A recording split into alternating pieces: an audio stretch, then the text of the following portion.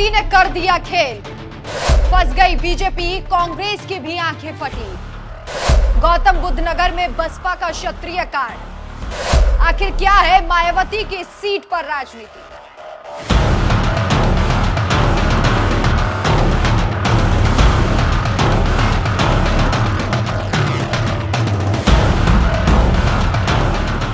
नमस्कार, मैं हूं आपके साथ राखी लांबा और आप देख रहे हैं न्यूज एक्सप्रेस। तो यूपी की राजनीति मायावती के नाम के बिना अधूरी मानी जाएगी। ऐसे ही यूपी की राजनीति की बात हो तो राज्य की सबसे अमीर जिले और दिल्ली से सटे गौतम बुद्ध नगर सीट की बात जरूर होगी। गौतम बुद्ध नगर राजनीतिक रूप से बेहद खास माना जाता है। यह सीट एक हाई प्रोफाइल सीट है। इस सीट पर बीजेपी ने एक बार फिर से महेश शर्मा पर भरोसा जताया, तो वहीं दूसरी तरफ मायावती ने ऐसा ट्रम्प कार्ड लाया है कि मोदी के होश उड़ गए हैं। मायावती ने इस सीट से नंद किशोर पुंडीर को अपना प्रत्याशी बनाया, जो एक क्षत्रिय समाज से ताल्लुक रखते हैं। अब मायावती ने क्यों एक क्षत्रिय समाज को चुना, इसके पीछे की रणनीति उन्होंने खुद सभी के सामने रखी। उनका कहना है कि पार्टी ने बीजेपी को रोकने के लिए इस सीट से गुर्जर समाज की जगह क्षत्रिय समाज का उम्मीदवार चुना है। मायावती जब सिकंदराबाद पहुंची थी तो उन्होंने मंच से बसपा प्रत्याशी के लिए प्रचार किया और इसी बीच उन्होंने गौतम बुद्ध नगर से क्षत्रिय को चुने जाने को लेकर अपनी रणनीति साफ की। मायावती ने कहा, हमने पिछले कई लोकसभा चुनाव में यहां से गुर्जर समाज को टिकट दिया और दूसरी पार्टी ने भी गुर्जर उम्मीदवारों को मैदान में उतारा। ऐसे में वोट बंटता रहा, जिसका फायदा भाजपा ने उठाया। इस सीट पर दूसरे दल से क्षत्रिय समाज का उम्मीदवार मैदान में नहीं है।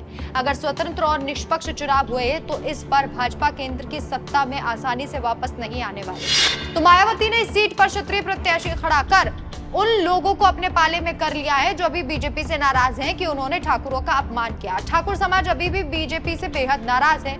इस सीट पर ठाकुरों की अच्छी खासी संख्या बताई जाती है। अब इस सीट के जातिगत समीकरण की भी बात कर लेते हैं। इस क्षेत्र में कुल 5 विधानसभा सीटें हैं। नोएडा, जेवर, सिकंदराबाद, दादरी और खुर्जा शामिल है। 2017 के दौरान उत्तर प्रदेश में हुए विधानसभा चुनाव में ये 5 सीटें बीजेपी के खाते में गई। इस संसदीय सीट पर जातिगत समीकरण काफी अहम है। इस संसदीय क्षेत्र के तहत ठाकुर, गुर्जर और दलित के साथ साथ मुस्लिम और ब्राह्मण वोटर्स की अच्छी खासी संख्या है। 2019 के चुनाव के समय यहाँ ठाकुर वोटर्स की संख्या 4 लाख से ज्यादा थी, जबकि ब्राह्मण वोटर्स की भी करीब 4 लाख संख्या थी। इसके बाद मुस्लिम वोटर्स करीब 3.5 लाख, गुर्जर वोटर्स करीब 4 लाख के साथ साथ दलित वोटर्स की संख्या भी करीब 4 लाख थी। तो ठाकुर वोटर्स को रिझाने के लिए मायावती की चाल बीजेपी को डैमेज कर सकती है। वहीं कुछ लोगों का कहना है कि मायावती बीजेपी की टीम भी है, लेकिन ये चाल सबसे ज्यादा बीजेपी को ही डैमेज करेगी। क्यों? क्योंकि इस वक्त क्षत्रिय उनसे नाराज दिखाई दे रहे हैं और मायावती ने अपने संबोधन में कहा भी कि अगर क्षत्रिय को इन चुनावों में खड़ा किया जाता है तो ये बीजेपी को काफी हद तक नुकसान पहुंचाएगा। हम गुजरात में देख लें या फिर हम यूपी में देख लें, जो ठाकुर है, क्षत्रिय है, राजपूत है, वो लगातार बीजेपी से नाराज हैं। यूपी के राजपूतों का कहना है कि 1 से 2 ज्यादा सीटें ठाकुर प्रत्याशियों को नहीं दी गई है, जिससे समाज जो है वो पूरा समाज उनसे नाराज दिखाई दे रहा है।